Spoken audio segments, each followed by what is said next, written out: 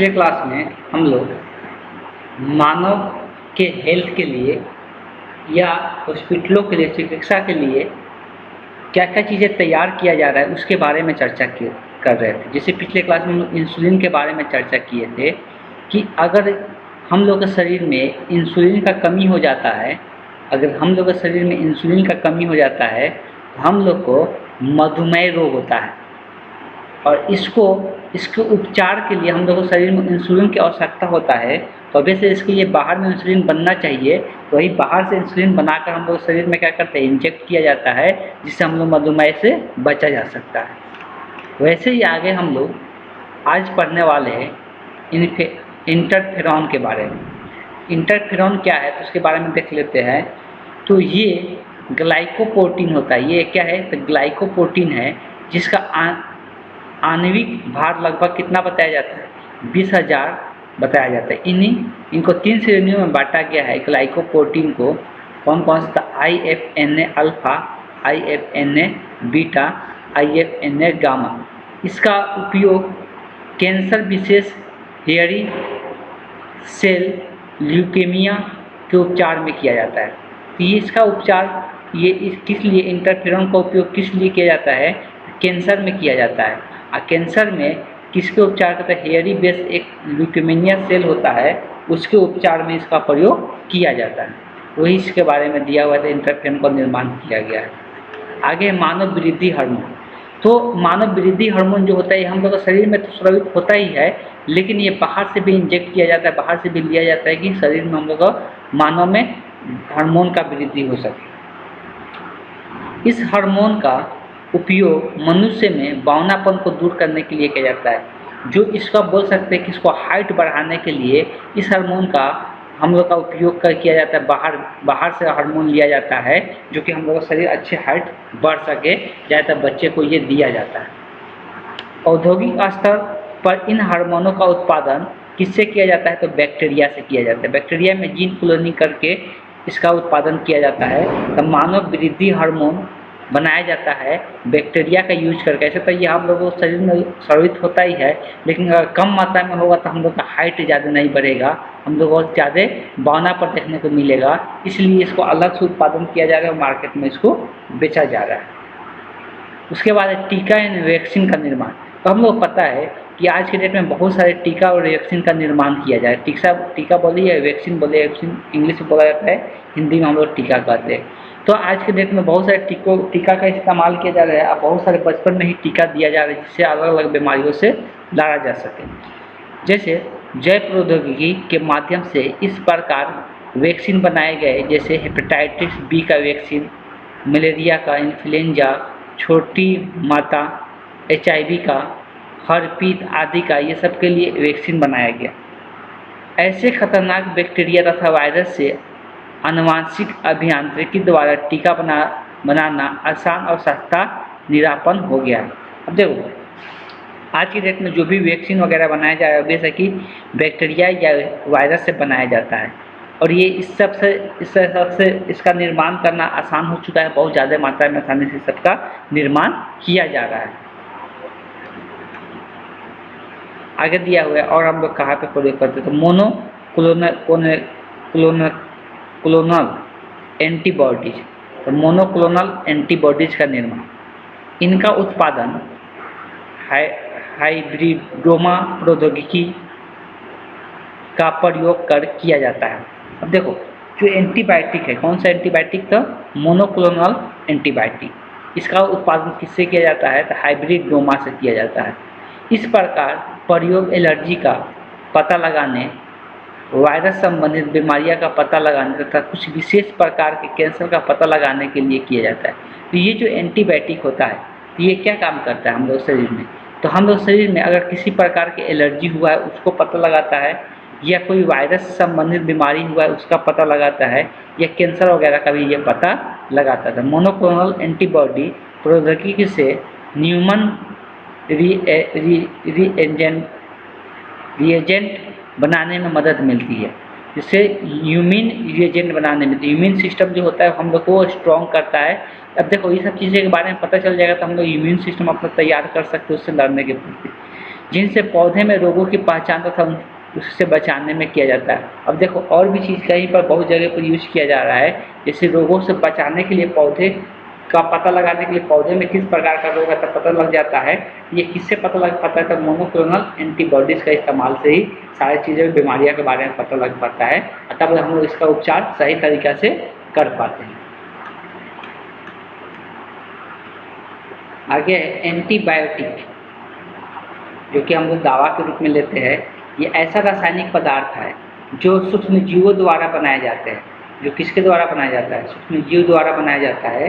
और एंटीबायोटिक का प्रयोग जीवाणु की वृद्धि को रोकने या उससे मारने के लिए किया जाता है। तो ऑब्वियस है, जो हम लोग एंटीबॉडी दवा खाते हैं तो उसको वृद्धि को रोकने के लिए या उसको ख़त्म करने के लिए दवा खाते हैं। एंटीबायोटिक जो जैव प्रौद्योगिकी से बनाए जा रहे हैं उनके मुख्य पेनिसिलिन जो बनाए गए हैं एंटीबॉडी, उसका कुछ नाम दिया हुआ है। मुख्य पेनिसिलिन का नाम दिया हुआ है इथ्रोमाइसिन, सिफ्लोस्पोरिन, सिप्रोफ्लॉक्सासिन, नियोमाइसिन। ये सब अलग अलग दिया हुआ है जो एंटीबॉडी किस किस जीव से कौन सा एंटीबॉडी का निर्माण किया जा रहा है उसके बारे में दिया हुआ है। प्रसव पूर्व पहचान, इसका अतिरिक्त आरडीएनए प्रौद्योगिकी बीमारियों का पता लगाने के लिए किया जाता है। इनमें संक्रमण रोग, डायग्नोसिस तथा प्रसव पूर्व पहचान करने के लिए भी इस्तेमाल किया जाता है। तो बहुत सारा ऐसा होता है कि बच्चे को पहले से ही पता लगाया जा सकता है कि वो बच्चा जो है लड़का है कि लड़की है, तो उसका भी इस सब एंटीबायोटिक का ऊपर हम जो पढ़े तो उसका इस्तेमाल से किया जाता है। देखो यहाँ पर जीव का नाम दिया हुआ है, ऐसे कौन सा एंटीबायोटिक बनता है उसके बारे में दिया हुआ है। तो ये हम कहेंगे कि ये टेबल्स बना के हेडिंग डाल के ये टेबल का लिख लेना है सभी को, ठीक सकता है, कोई भी पूछा जा सकता है।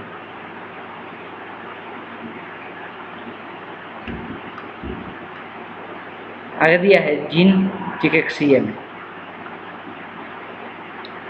इस विधि द्वारा जीन दोषों को सुधार किया जाता है। इनमें रोग के उपचार हेतु जीनों के व्यक्ति की कोशिकाओं या ऊतकों में प्रवेश कराया जाता है और जीन चिकित्सा में आनुवंशिक दोष वाली कोशिकाओं के ऊपर हेतु सामान्य जीन व्यक्ति या भ्रूण में स्थानांतरित किया जाता है और स्थानांतरित जीन निष्क्रिय जीन के क्षतिपूर्ति कर उनके कार्यों को संपन्न करता है।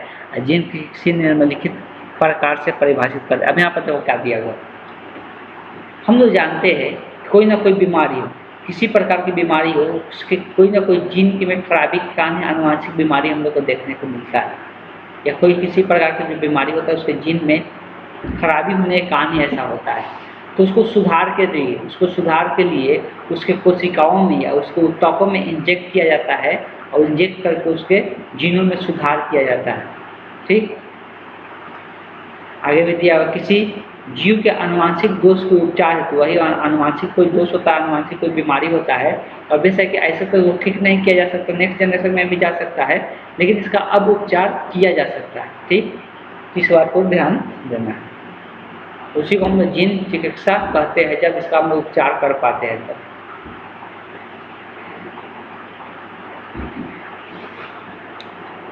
जीन की चिकित्सा के सर्वप्रथम प्रयोग कब किया गया था? तो 1990 में एक 4 वर्षीय लड़की पर इसका उपयोग किया गया था, जिनमें एडिनोसिन डाई एमेंजोको एडीए की कमी हो गई।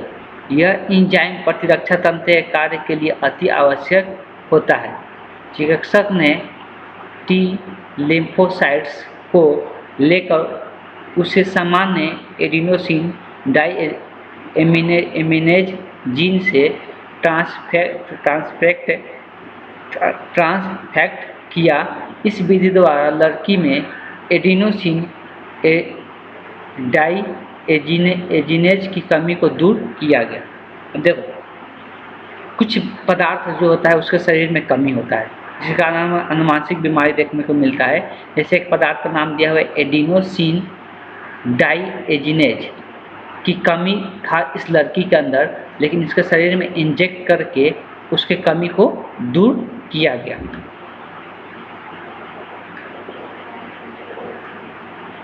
कुछ बच्चों में एडिनोसिन डाइएजिनेज की कमी को दूर करने के लिए अस्थि मार्जा प्रत्यारोपण किया जाता है।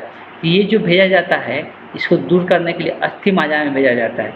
कुछ रोगियों में एंजाइम प्रतिस्थापन चिकित्सा का प्रयोग किया जाता है। कुछ रोगियों में क्या किया जाता है, एंजाइम प्रतिस्थापन चिकित्सा का प्रयोग किया जाता है और इस विधि में सुई द्वारा रोगी के सक्रिय एडीए दिया जाता है। अस्थि मार्जा प्रत्यारोपण एवं एंजाइम प्रतिस्थापन चिकित्सा की कमी है, यह पूर्णतः रोगनाशक नहीं है। वही चीज़ लिखा हुआ है कि जिसमें कमी रहता है, ये किसमें, कौन से सेल में कमी रहता है, तो एडीए, इसको क्या किया जाता है, इसको इंजेक्ट द्वारा तो जीन जो बनाया गया रहता है, जो बोल सकते हैं उसको हम लोग कि जीन जो बनाया गया रहता है, ऊपर में हम लोग जो पढ़ रहे थे जीन चिकित्सा, तो उसी को उसमें इंजेक्ट किया जाता है सुई के द्वारा और उसको बीमारी को खत्म किया जाता है।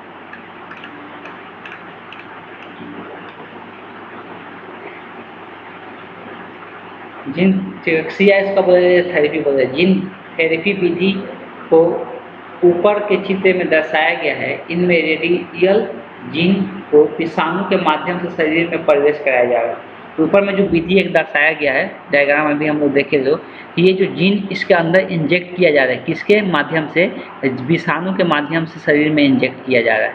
और इस विधि से सिस्टिक फाइब्रोसिस, हीमोफीलिया, कैंसर आदि इलाज किया जा रहा है। और वैसा है कि इसके मदद से मतलब विषाणु के मदद से रेमेडियल जीन को हस्तांतरित उसके किसी के शरीर में हस्तांतरित करके अलग अलग बीमारियों से क्या किया जा रहा है, छुटकारा पाया जा रहा है। जीन थेरेपी में रोगी के खून से लसिकाणु को शरीर के बाहर संवर्धन किया जाता है। तो रोगी के खून लिया जाता है लसिकाणु से और शरीर के बाहर उसका संवर्धन किया जाता है। इस सक्रिय एडीए सीडीएनए को प्रति विषाणु या रिट्रोवायरस संवाहक की मदद से लसिकाओं में प्रवेश करा दिया जाता है। तो इसी लिखा हुआ, इसको सक्रिय करके प्रति विषाणु या रिट्रोवायरस की मदद से उसके लसिकाओं में प्रवेश करवा दिया जाता है।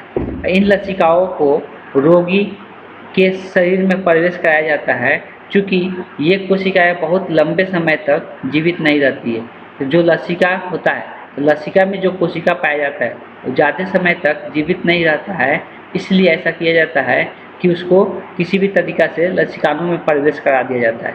इसलिए इस समय समय पर जेनेटिकली इंजीनियरिंग लसिकाओं को रोगी के समान शरीर में प्रवेश कराना पड़ता है।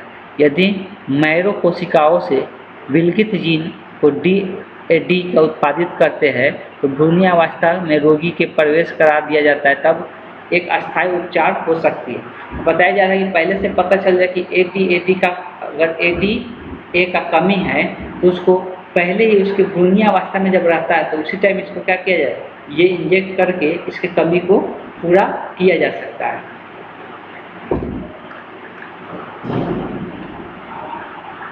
आगे दिया हुआ है आणविक निदान।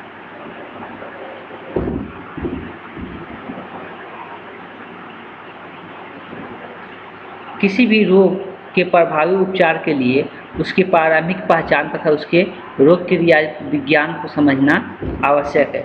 किसी भी अगर रोग का हम लोग चाहते हैं कि उपचार हो तो उसका पहले आणविक क्रिया विधि समझना पड़ेगा कि वो उस शरीर के अंदर किस प्रकार से अभिक्रिया करता है और क्या क्या काम कराता है, उसके पूरा क्रिया विधि हम लोग को समझना पड़ेगा, तब जाकर हम लोग उसका निदान कर सकते हैं। समांतर रोग का पता लगाने के लिए थेरोपॉलिट टेस्ट कराया जाता है। किसी भी रोग का अगर पता लगाना है ठीक, तो उसको हम लोग कौन सा टेस्ट कराते हैं, तो थैलोपॉजिक टेस्ट बोलते हैं, जिसमें सीरम एवं मूत्र विश्लेषण आदि को किया जाता है। और इस टेस्ट द्वारा रोग प्रभावित अवस्थाओं में पता लगाना मुश्किल हो जाता है। कोई चीज़ लिखा हुआ है कि इस रोग का पता लगाने के लिए पैथोलॉजिक टेस्ट कराया जाता है और सीरम और मूत्र विशेष, वो जो टेस्ट होता है किस प्रकार का टेस्ट होता है, सीरम का होता है, मूत्र का विशेष स्तरीय ऐसा टेस्ट कराया जाता है।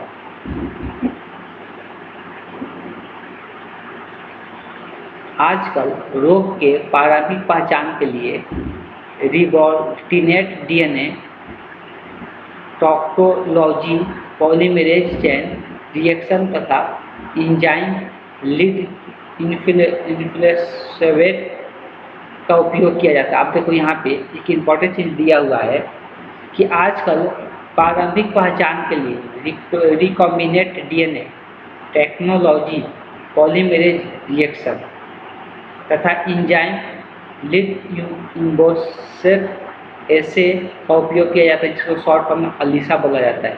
ये रोग को पहचानने का काम करता है अलीसा। कभी कभी कुछ भी देता है, ये किसी भी रोग को पहचानने का काम करता है।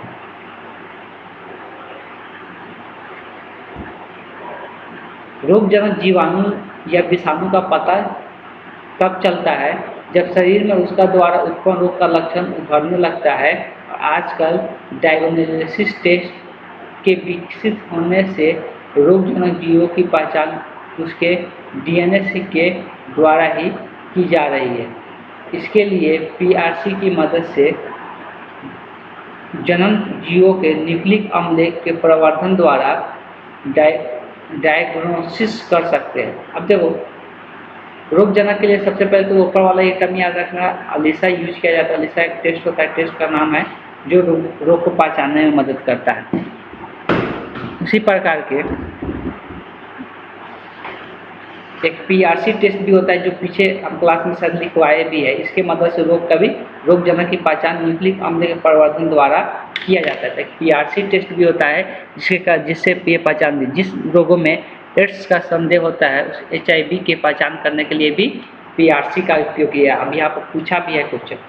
सबसे पहला कुछ डॉट कर करके लिखना है। एक लिखना है रोग की पहचान करने के लिए अलीसा का यूज करते हैं। अलीसा पूरा फुल लिखना है। अलीसा किसका यूज करते हैं? अलीसा का उपयोग किया जाता है। अलीसा का उपयोग किया जाता है।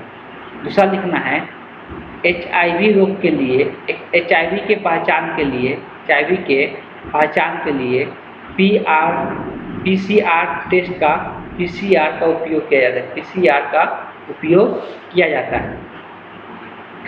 ये दो चीज़ें कभी कभी पूछता है, इसलिए लिखवा दिए। पीसीआर द्वारा डीएनए की बहुत कम मात्रा होने पर भी उसका पता लगाया जा सकता है। पीसीआर द्वारा डीएनए का बहुत कम मात्रा भी रहेगा तो पीसीआर से हम लोग पता लगा सकते हैं। इसलिए संभव हो पाता है कि डीएनए के साथ जब टैग डीएनए पॉलीमरेज एंजाइम या प्राइमर्स तथा एमजीसीएल को डीएमएसओ के मिलाकर थर्मल साइकिल में रिएक्शन कराया जाता है, तब बहुत सूक्ष्म मात्रा में उपलब्ध डीएनए भी गुना सर्वाधिक हो जाता है और पीसीआर की सर्वाधिक का वितरण आप पिछले अध्याय में पढ़ चुके। तो पीसीआर के बारे में पिछले क्लास में भी हम लोग पढ़ते, पिछला वाला चैप्टर में भी हम लोग चर्चा किए थे। इसमें अभी हम लोग जो पढ़ रहे थे, ये वाला चीज़ देख लेते हैं। रोग पहचानने के लिए किसका उपयोग किया जाता है? अलीसा का उपयोग किया जाता है। ये आप ध्यान में रखना है। एंटीजन एंटीबॉडी के सिद्धांत पर आधारित होती है। तो जो एंटीजन होता है, एंटीजन हम लोग किसको बोलते हैं? जो बाहर से रोगजनक आता है और उस रोगजनक के प्रति जो एंटीबॉडी बनता है, तो उसको हम लोग एंटीबॉडी के नाम से जानते हैं। रोगजनकों के द्वारा उत्पन्न संक्रमण की पहचान एंटीजन जैसे प्रोटीन, ग्लाइकोप्रोटीन द्वारा भी की जाती है। रोगजनकों द्वारा एंटीबॉडी की उपस्थिति द्वारा रोगाणु का पता लगाया जा सकता है। अलीसा का प्रयोग जिन बीमारियों का पता लगाने में किया जाता है उनका प्रमुख नाम है। तो अलीसा कौन कौन से बीमारी को पता लगाता है? ठीक है, तो सबसे पहले नाम लिखना है अलीसा।